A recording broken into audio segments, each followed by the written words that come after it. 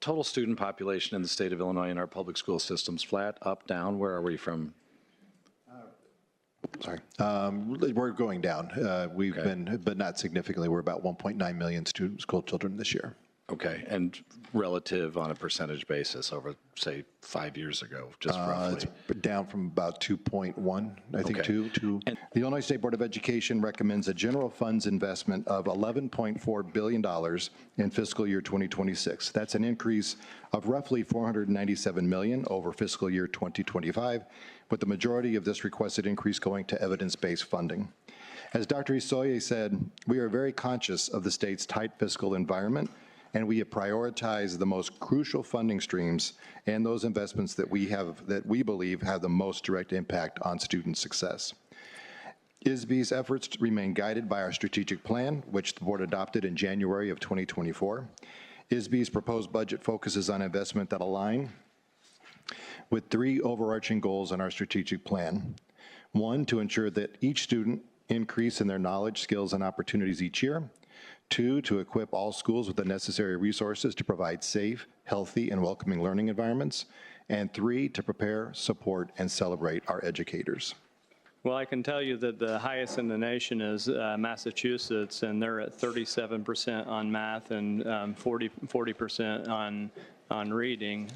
That doesn't seem, so Illinois would obviously have to be lower than that.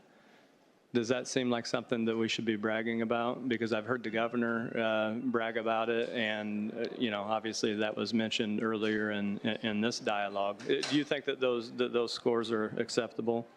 I will always say that we have opportunities to continue to grow in public education. We certainly want to see the numbers increase. We are monitoring, obviously, the Project 2025 recommendation of creating block grants for all these different funding streams and trying to make sure that at the state level, if that were to happen, how do we protect and ensure that we are ensuring that those dollars actually follow the students as intended. And we know as a block grant, depending on how it's structured, it could just come as a lump sum to the state with no parameters. We want to make sure that we continue to have those dollars serve students. That said, if there was a funding shortfall or a reduction in funding from the federal government, our budget does not predict for that. But we don't have any way of making up for that loss. Have you received the letter from the Department of Education about possible withholding of funding based off of operating on these DEI measures? Yes, we received the Dear Colleague letter. I wrote a note to the field about it actually just last week. The letter that came to us does not have the force of law, and it's very specific within that letter that it says it does not have the force of law. And so I've encouraged districts to continue forward with teaching the way they've always taught and doing work the way they've always been doing it. So statewide, as you know, statewide funding is about 10% for school districts across the board is federal funding. Right now, ISB's received $2.25 billion in federal awards. $2.03 billion of that is allocated for grants to districts and other entities. $219.7 million has been used at the state for state level purposes, primarily for state level programs, but also for administrative costs and staff salaries. So that would be the impact. Gotcha. It would be $2.25 billion. And you had previously stated to a previous speaker that losing that money would be a big deal for our operations in this state.